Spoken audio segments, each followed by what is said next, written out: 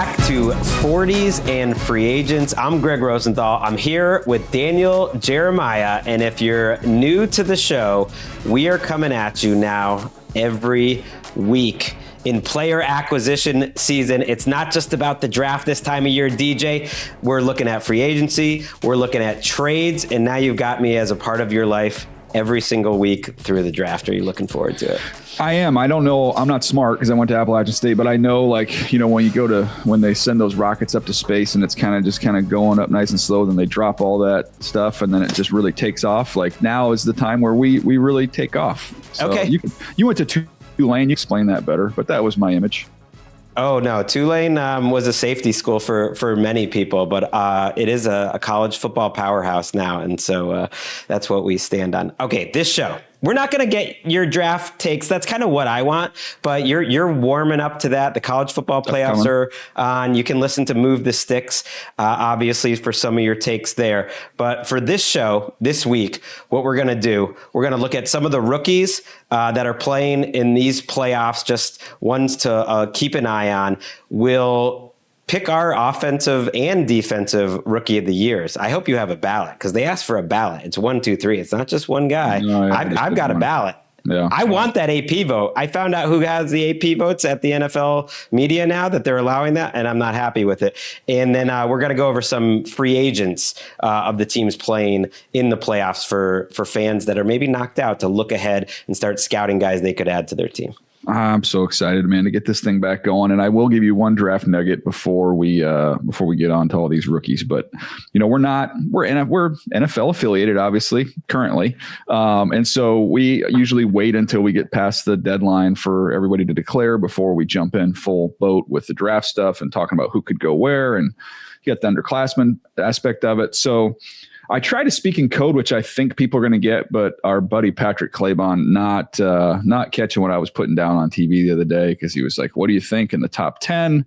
And I said, "Well, look, I can't really say who these guys would be, but the first overall pick, the Raiders, who's your quarterback going to be? I don't know." And just right over his head. And then I said, next up with the Jets. Up with the Jets. I mean, with the Jets, I would say more work to be done. And then neither 0 for 2 struck out on both those. In Patrick's defense, we had him in the studio till 11 p.m. the night before doing our live recap show for the first time. So I'm going to defend him. Let's go through some of the rookies that are playing this week, and then we'll give our awards, and we'll get to the free agency stuff too. And I'm including possible trade candidates too, and some of the guys to keep an eye on that are playing in the playoffs, that everything that happens in January could really affect that. But let's start with some of the rookies you're keeping an eye on as the playoffs start. So this is kind of how I broke it up. And just guys, I think you're going to be, that I have my eye on, I think are going to be key factors in whether or not their teams advance. So let's start first of all with the pass catchers. I wrote down a few names here. Let's start first of all. I think the one who's going to have the most impact is Teteroa McMillan. Like they have got a tall task in front of them. I know they beat the Rams earlier this year. It was a game where they ran it twice as much as they threw it. They controlled time of possession by 10 minutes. They turned Stafford over 3 times. That's a tough one to duplicate, across the board there. They're going to need more offensively, and I think he's going to have a big game there if they're going to pull that upset at home against the Rams. So I'll just list through these names, Greg, then I'll get your thoughts of who you think will be the most impactful. I lumped Loveland and Burden together as pass catchers for the Bears.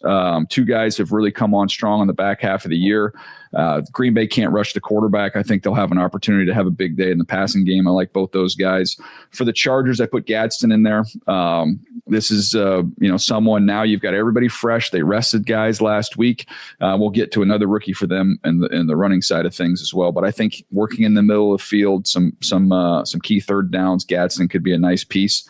And then finally, I lumped together the 2 Iowa State rookies with Houston, and Higgins and Knoll as just guys I saw them both make big plays against the Chargers a few weeks back. Higgins did it again last week, finding a way to make an impact with those guys.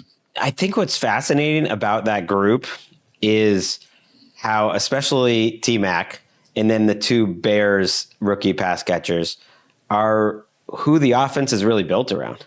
Like, yeah. If and it's why we'll get to the awards, but T-Mac's obviously in the mix for it. If they didn't have him, there's nothing. And the one advantage he has in a matchup like this too, where it's not a team with the Rams that has a bunch of physical corners. It's the weakness of their team. They're not playing press, which maybe he struggled at times with it. Certainly in that Seattle game, he did. Like, he is the guy. Like it, and when he had that bad game, Dave Canales even said after the game, look, it goes through Tetaroa. That's on me for not making the plays to help get him open. And I think it's kind of similar right now with Loveland and Burden. To me, they're the most two important guys catching passes. DJ Moore, I don't think is going to be there next year. He's not a big factor. Odunze has just been hurt. And they've really built the whole ship out of, I think, Loveland first and Burden next. So it really shows what incredible development they've had because they were quiet early in the year. Yeah, I think if they get Odunze back, maybe it scales that back a little bit because he's definitely in the trust tree with Caleb. But, if you're looking at who Caleb's comfortable with, both those guys, I would say over DJ Moore, he just feels more comfortable in key moments trying to get them the ball outside of the game winner against the Packers with DJ Moore. But I think both those guys, and in this particular matchup right now where the Green Bay's defense is health-wise and lack of pass rush, I think they end up having a really good impact. Don't we get to the running backs here? Sure. Although I am, as a Patriots fan, a little worried about Gadsden. That it's not a great safety Patriots group. They've had some struggles against tight ends. They're not the fastest linebacker group. Hopefully they get Robert Spillane back. We're not sure there. So that could be a good matchup for the Chargers. Yeah, it's going to be a fun game. How about that though? We just kick off 40s and free agents with our team squaring off here in the first round of the playoffs. Yeah, but you're rooting for my team because you're like a couple weeks away from the Senior Bowl. You got to be thinking, you're of course the voice of the Chargers. You got to be thinking, if I go on a long playoff run here, what am I going to do? I got to go to Senior Bowl. I got to start getting ready for the combine. So maybe you're kind of quietly pumping your fist when Drake May is hitting Kayshon Boutte down the field.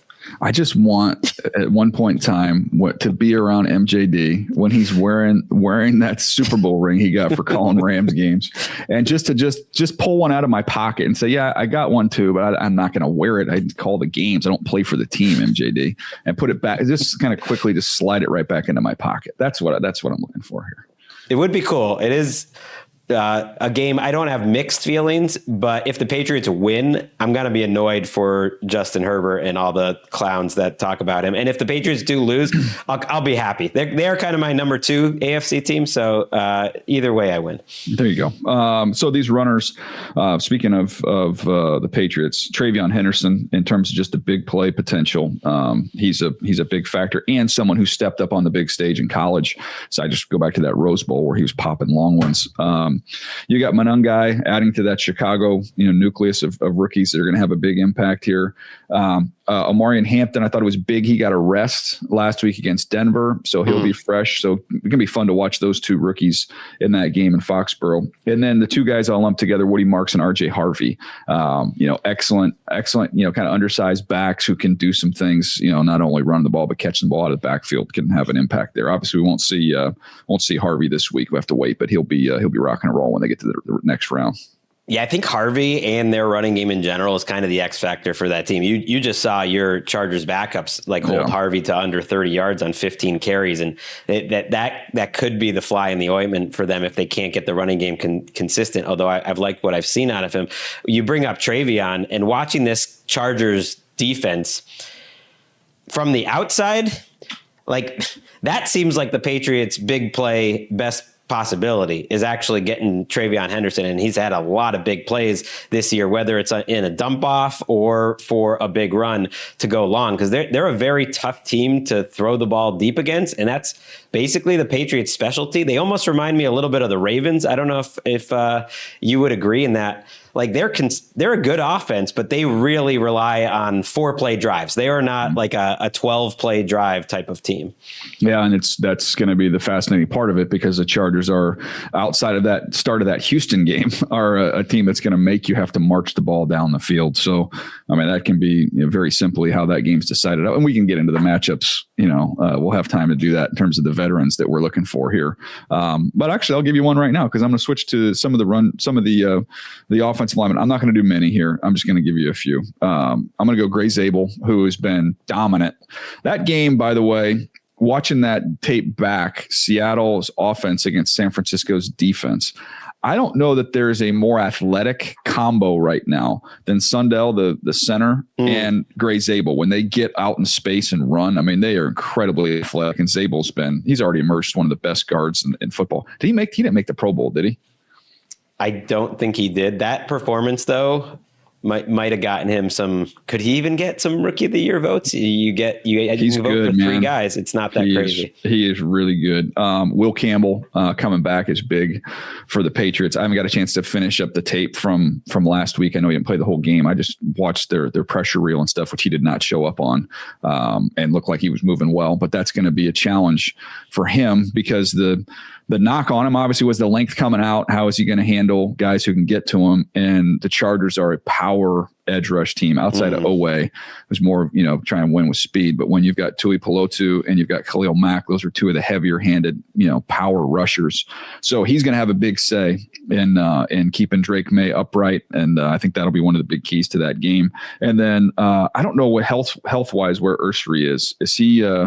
Is he good to go going forward? We don't know. He did not play at the end of the season, and they look better when he was in there. He's played better than I thought he would. He's been a really good player. So that to me is a big key for them if he's out there. One of the nice surprises. I was skeptical of that Will Campbell pick. I think for the most part, that's been proven to be a really nice selection for them. He makes a huge difference in the running game. And again, I kind of focus on that with this matchup. And he had some flashy blocks in that Week 18 game against a Dolphins team that didn't quite look like they wanted to be there, stopping the run. But man, he is athletic and he had some great blocks. Yeah, that's going to be fun. That's going to be one of my favorite matchups in that game is going to be him versus those 2 edge guys. All right, we'll finish it up here. We'll go to the defensive side of the ball. I didn't go heavy on the defensive side of the ball. To be honest, it was an underwhelming defensive draft class for the most part, especially in regards to the teams that are in the playoffs. You look at, those Atlanta rookies were great, but they're not in the tournament. You get some other teams that had some impressive guys, but I'll give you 4 names here that I think can be big. Derek Harmon, who has been really, really good with the Pittsburgh Steelers, and not only against the run, but has started to flash some pass rush as well. That's, everybody's kind of chalked that one up as, Houston's going to go in there and beat them. And that's a tough place to play in the playoffs. That's a Pittsburgh defense that's kind of got a lot of their pieces back healthy. The secondary is where they're, most vulnerable. And, are they going to be able to fully take advantage of that? Well, we'll see. But that's a key one. Eamon Warrior's been awesome. I was joking with somebody the other day that Seattle doesn't have to do a period of practice on screens. They just go, Eamon Warrior's got those. Don't worry about the screens we're going to see this week. We can just get on with the rest of practice. And the other 2 names I wrote down were Nick Scorton with Carolina and Upton Stout coming off a big game. He played really, really well actually against Seattle last week. He's been a really good player for the Niners. So those are 4 key guys for me.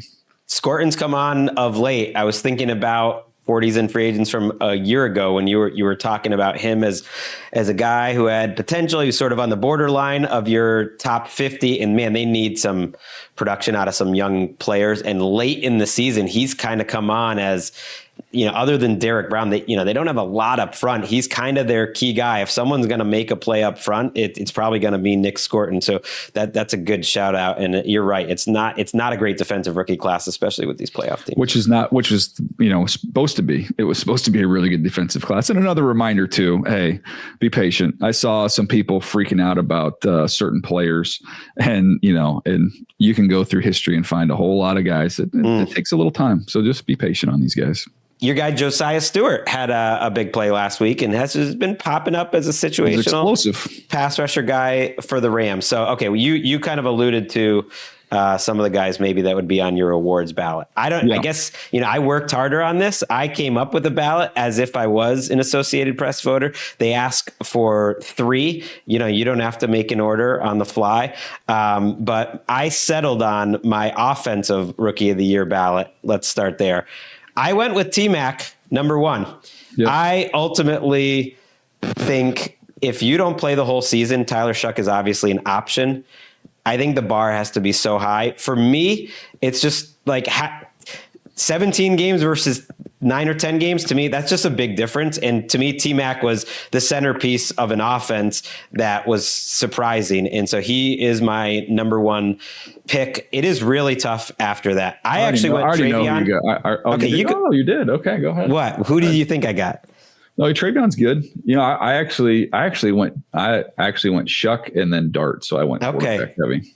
See, I mean, that's just what the voters do. I'll just pick the best quarterbacks, I love Travion, but to me, what the underrated of those three, the T-Mac is obvious, with the production and being the focal point of that obvious offense. I think Shuck, because of the way they, piled up some wins and he played really well coming down the home stretch. I think the less obvious of the three is Jackson Dart. I think when people really look at what he was working with, after the Neighbors and Scatterby went down, and the fact that, he played as well as he did with nothing, zero, zilch, nothing. It didn't have his coach was gone. I mean, everything was removed from them.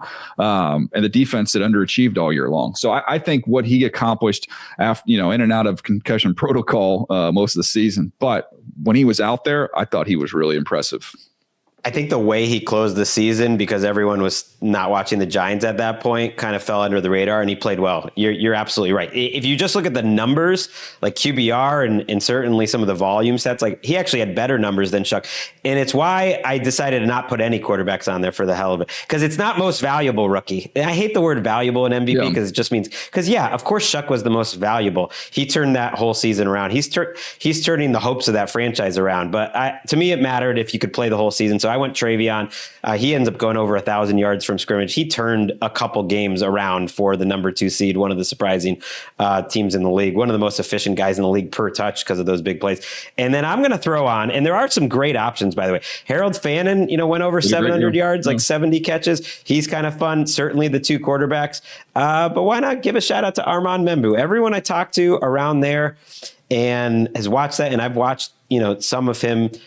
Like, he is a plus starter as a rookie that they are feeling great about moving forward, that played basically every single snap the whole season.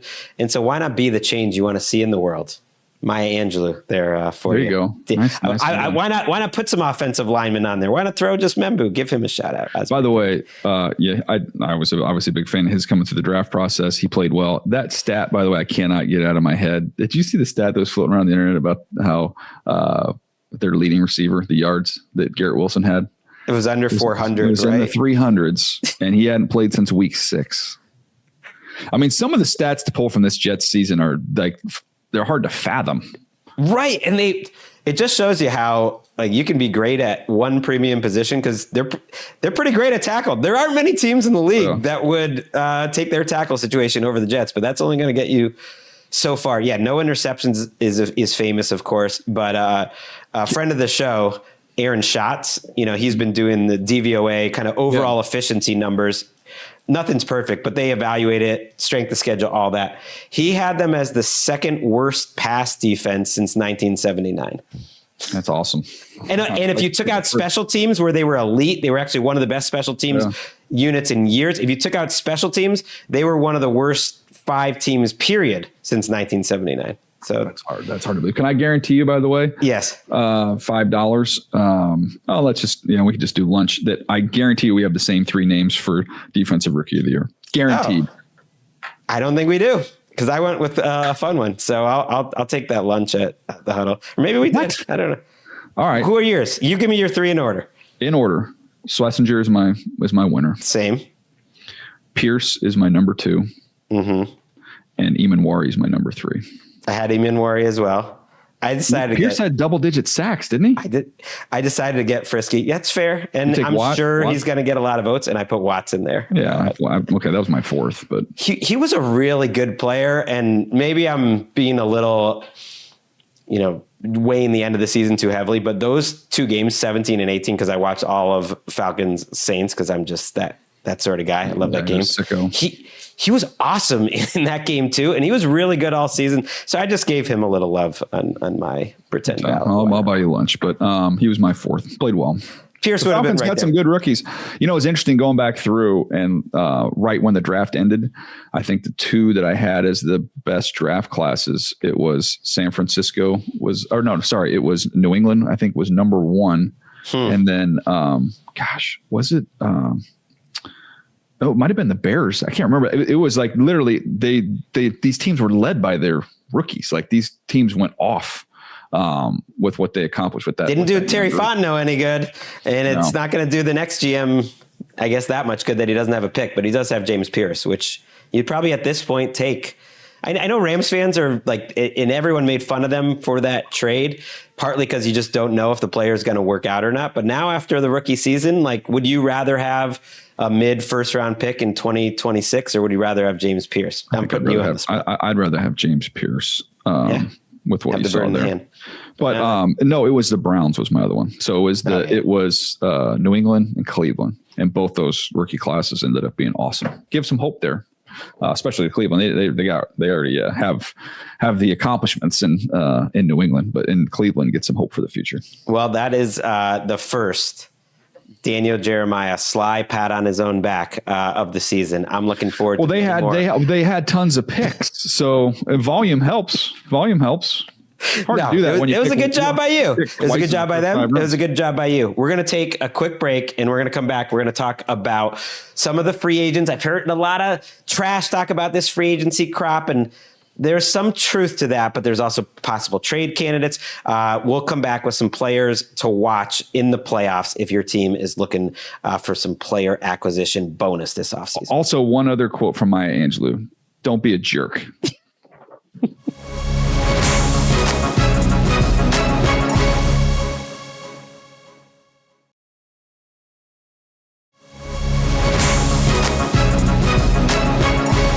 On 40s and free agents, and this is going to be the first of many conversations about the possible veterans that are available this offseason. We'll break it down by position. I'll have my big top 101 list that you can help me with and poke holes in.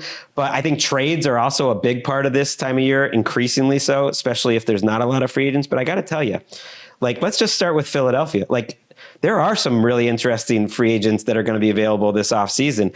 And you look at one of the best defenses in the entire NFL that's playing this weekend against the 49ers in Philadelphia. And you think Jalen Phillips, he's made himself some money this year. Nakobe Dean is a free agent. I know he's had injuries, but he played really well. He's played really well this year when he's been out there. Reed Blankenship is another guy who I think is just an interesting player out there. So, Phillips is a guy that is going to be very high on my list this offseason. You have to tag Jalen Phillips. He's been a major difference maker for them. You think so? I think so. That's it's going to be upwards of $25 million. But I haven't looked at the numbers yet, but that's fine. Just do it. And I have been told that he loves it there too. So maybe they can get together and get something done long term. They also have done a great job identifying the right people to pay. They gave Zach Bond his massive contract, which surprised some people last year, and that's aging really well. I think he's going to be an all-pro again. I think when they gave him that contract, and then they drafted Jahad Campbell, they probably were accepting that Nakobe Dean might go elsewhere. So like a lot of starters on that team. The other, just while we're on linebacker guy, I'll throw out there, which will be pretty high on my list, is playing for the Jaguars this weekend. Devin Lloyd might be your all-pro linebacker along with Zach Bond. And he is a free agent for the Jaguars. And they've gotten some deals done quickly this season with Cole Van Lanen, a tackle, and with Jacoby Myers, who they just acquired. So it's interesting that Lloyd didn't get that money, maybe a sign that he actually will make it to free agency. But he's been a really explosive player for them. Yeah, someone who made a ton of plays in coverage in college. And this year it all it came to the surface with the plays he made. I look at way to start with linebacker, by the way, Greg. I mean, most people would probably begin a segment when you're going to talk about the sexy names, and we're talking about Malik Willis and Mac Jones. So that's why you're giving me straight to Nakobe Dean. That's why you're giving me one word answers. You're like LeBron in that Kevin Hart ad. I don't know if you know which one I'm talking about. He's like, that's all you got. Yeah. People, if they're listening to 40s and free agents in the middle of January, DJ, they like the nitty gritty. But let's talk Malik Willis. You know who listens to this show right now? Teams that aren't in the playoffs. You know the teams that aren't in the playoffs, the teams that suck at quarterback. So that's why you start there, Greg. Drew's trying to produce you. Drew, you can lead a horse to water, but I mean that's about all you can do there. I'll give you two quarterbacks that are pretty interesting playing this weekend. Malik Willis, who probably won't see the field. It will be Jordan Love. Let's actually just start with him. Yeah. What sort of contract or what sort of market do you think that he'll have this offseason? I think it's going to be extremely strong for a combination of reasons. I think there's still a number of teams that are in the quarterback market. You've got a couple teams that would look like they have their quarterback, going forward. Arizona, teams like that, Miami, that before the year, you would know that they were going to also be in this market. And now you've got Malik Willis, who's played outstanding. The numbers are, I think it was like 30 of 35 or something like that. And the opportunities he's got to get out there on the field. He's by all accounts a great kid. You go back to when he was at the combine, literally giving things to homeless people out of sight, and it ends up getting video. That was the first image of him. I got to know him through that process. He's a hard worker. He's really, really improved his footwork. He's cleaned a lot of that stuff up. And now you've got maybe those, especially with Lamar where he is, I would make a case he's the most electric runner at the position in the league right now with what he can do. So you have a weak draft class, very thin at the very top, and you've got a lot of quarterback needy teams. I think he's going to do very well for himself. It's crazy because everyone throws out the Matt Flynn contract where he had a couple starts, gets a big deal. Kevin Cobb was another guy. Jimmy G to a lesser extent, but he had barely played before he got that big contract in San Francisco. I would say with Willis, though, he has some real huge advantages. Number one, you mentioned the running. I totally agree. I don't think there's any chance there's a more special runner right now in the league than Malik Willis. But the bigger thing is, I know it's limited sample size, but he the variety of throws that he up made, and down throws, real throws, and they were everywhere, every level of the field, intermediate, deep, over the middle, timing throws. And I think you're benefiting from the fact that he, like some of these Vikings quarterback, everyone says you go to quarterback school with Kevin O'Connell. Well, he got a couple years with Matt LaFleur. I think that's really going to help him the rest of his career.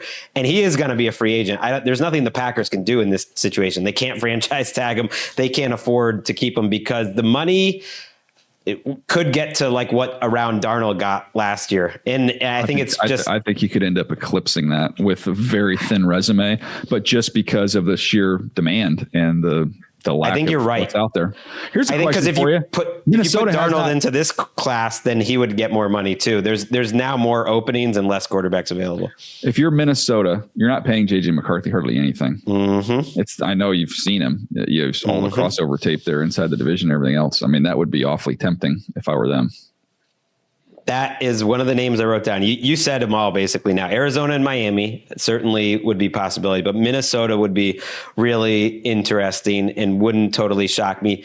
The Colts are probably going to get something done with Daniel Jones, but he's coming off an injury, so that doesn't make as much sense. You mentioned the Raiders and the Jets are probably looking at the draft, so there will be a market for Malik Willis. There will be a market for Aaron Rodgers too, which also opens up the Pittsburgh possibility. There's a lot of questions what's kind of going on. I've been saying it for 2 months that I think Aaron Rodgers is going to play again because I'm just looking at the supply and demand, and I think he played better this year. He's had some real good high moments. It hasn't been great overall, I would say, but it's been enough that I think he's going to have interest for starting jobs. And I'm like, if he has interest for starting jobs, I think he's going to keep playing. And the more he talks, the more it sounds like that's going to happen. We'll just have to see where it is. Yeah, but to me, I think it's Pittsburgh. If he's going to play again, I think he stays right where he is. I think he likes it there. That I don't see him playing in another uniform next year. Okay. I don't know. Well, what if Tomlin's not there? I think he has enough respect in that building that he would have some influence on who the next coach was. Wow. If that happened. It's like a bad idea to me. No, I'm not saying it's going to be the recreation of what happened with the Jets, but I'm just saying I think they would bring in somebody that's not necessarily in his past, but someone that, would fit what he does, at least for the next year. That would be fascinating. And I'm only throwing out Tomlin because the insiders just keep talking about it. The different reporting that he might want to go to TV, or it just might be time. We'll see. I mean, if they win a couple games in the playoffs, that could go away. Mac Jones is another interesting name. If teams wanted to make a trade, if Geno could get a late third last year, like someone might give up something for Mac Jones, but my guess would be he stays in San Francisco because he's valuable to the 49ers. And I don't know if anyone comes to them with a price that makes it worth moving on from a good backup. Man, it would be ironic if he ended up replacing his fellow Alabama Crimson Tide quarterback in Miami. That's interesting. It's inside the family, like you've got I just look at the Shanahan tree, and Shanahan loved him coming through the draft process. You have proof of concept. He played in that scheme and played well this year. And you've got Mike McDaniel down there who's, that's a phone call away. I'd love to see a quarterback who can run in Mike McDaniel's system. Mac Jones is definitely not that. I think it would be a mistake to give up significant draft capital for Mac Jones.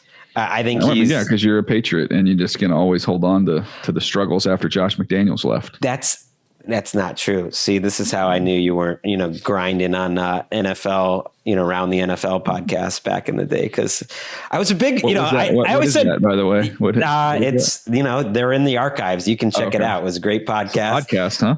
Yeah, it was a podcast. And, look, I remember I said I would take Mac Jones over Russell Wilson in whatever happened to that podcast, by the way. It's no longer with us. Is that Reddit still? I haven't checked in on the Reddit. Is the Reddit still there? I stopped looking at the Reddit. Actually, never really did. But Chris Wesseling, our great friend, hated that Reddit.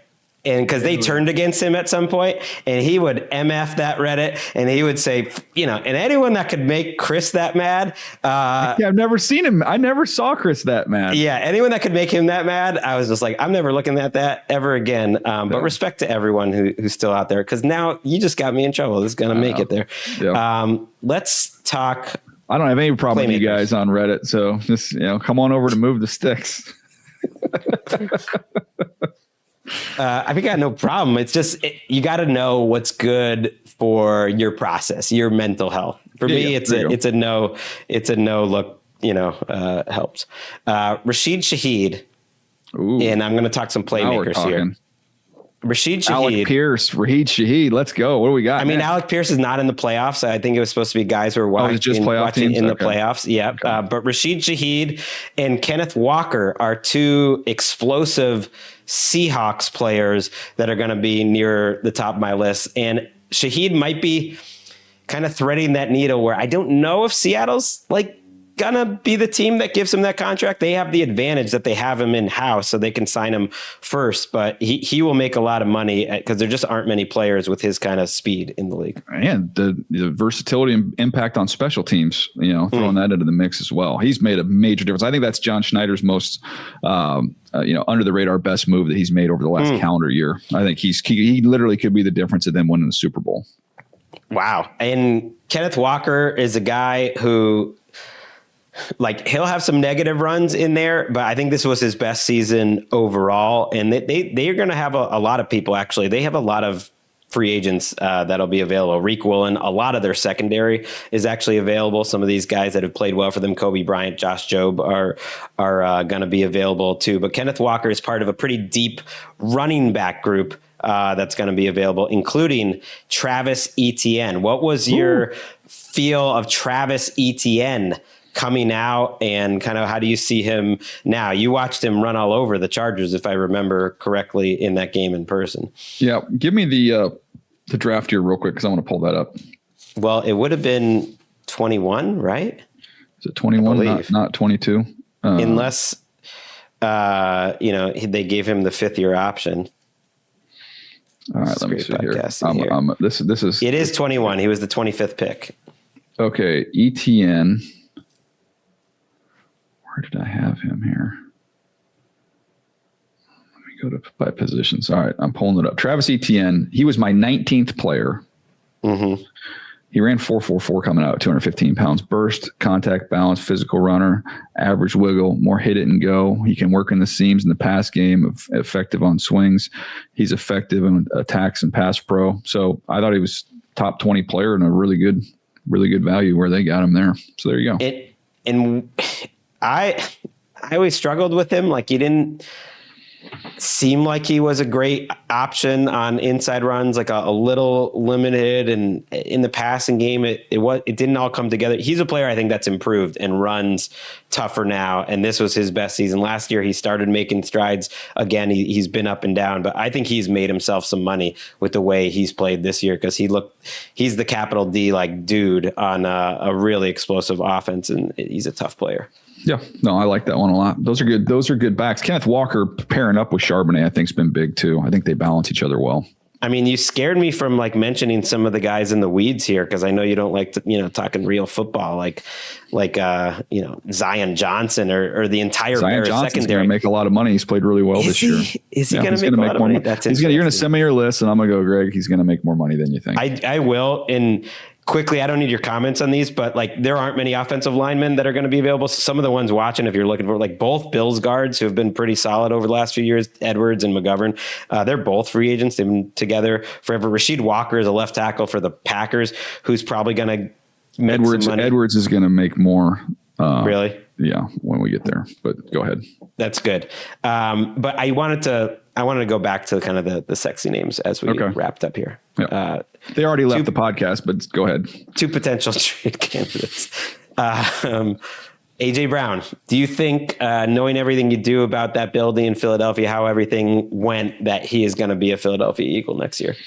I think we'll know over the next month. I think it's all looked at as it's worth it, and you go to another Super Bowl and potentially win another Super Bowl. And I think all that stuff's forgotten, all the frustration, the ill will. I think if they were to go out there and lose to the 49ers, I think that bubbles up to the surface if it's not already there. And then maybe it leads to something.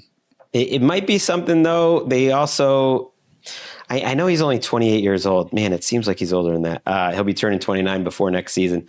They might just feel like it's the right time. If a team like, let's say, my Patriots, or a team that wants the final piece is willing to give like a late first plus for an AJ Brown, they might be thinking, okay, it's just the timing is right.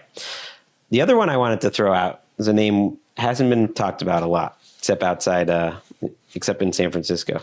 Brandon Ayuk is going to be out there this offseason. Everyone's forgotten about him. It's kind of bizarre he's not on this 49ers team right now, because it seemed like it became more of a personal thing between Ayuk and the 49ers, and they're going to take away his guaranteed money, than it really was about his injury and his rehab at some point. But that's just one name I just want to kind of throw out there that is going to be available this offseason. He's not going to be on the 49ers. And so that's just a name to think about. Yeah, it's the reason why he's not talked about, though. Like, I talk to teams all the time. His name's not come up once. It's just completely out of sight, out of mind. And I think there's also people are going to have to really do their homework on what the real deal is there, because it's not something you casually pay attention and know what's going on there. I think it goes a little deeper than that. I don't have a grasp on it of what the heck happened there. I don't either, but he posted like an Instagram story a couple of weeks back of him driving 100 miles an hour past the 49ers facility. And if I'm his agent, it's like, Brandon, not helping here, bud. We get it. We're not going back there, but that's not helping. One of his teammates, the man who inspired Shelby Harris to utter the famous phrase, "Let it be known, that man is a hoe." Juwan Jennings, he'll be a free agent too. Good player, having a tough player. Good seasons, Juwan. Got drilled the other night, but yeah, he is very, very tough. Always gets up from it. By the way, he's one of those guys that was not a highly, rated player coming out of college, but at Tennessee, I can still remember him just at the catch point, like in red zone stuff, like just plucking balls off guys' heads. And he was just kind of, I remember just thinking, God, he just kind of plays like a bully as a pass catcher, not even just as someone who's a blocker. And I'm like, that's exactly who he is. Yep. And he's had his issues too with the 49ers at certain points, wanting to get paid this year. But he came back and just started playing, and he, I think, helped his value. Who did he try and fight? this year? Well, that was on. He got hit in the Pravetes, but I don't remember who was that. Well, it was Shelby Harris of the Browns who had that quote afterwards. But I think, well, he's had many near fights in his career. He is kind of the offensive version of Chauncey Gardner-Johnson. But in that case, I think he was trash talking one of the Browns after an injury. Oh, it's Trevon Merrick. Oh, that was one fight. And the part that got a lot of people that was in November. I literally put into Google who hit Jennings and then it came right up. God, technology is amazing, isn't it? It is. I was thinking about, apparently he was talking trash to Malik Collins after Malik Collins got hurt. And that's what the Browns all wanted to kick his ass. By the way, Juwan Jennings, this is from our great producer / former researcher, Drew. Juwan Jennings, the 5th ranked dual quarterback in the 2015 high school recruiting class. Darnold was 6th, Burrow was 7th, and Lamar was 9th. How have we not seen a Taysom Hill package for Juwan Jennings at some point? Well, I will say that that rivals the graphic that was posted the other day. I don't think I can even have it, but it was a San Diego County all-time leading passers, and I think one spot behind Julian Sayin from Ohio State. So we're still hanging in there. Let's go. I think I'm number 10. After all these years, I'm just gripping to that number. I was once number 1. I'm all the way down to 10, but it's just nice seeing a quarterback in the college football playoff that's just within reach. And he did it in 4 years. I did it in 3, Greg. I mean, come on.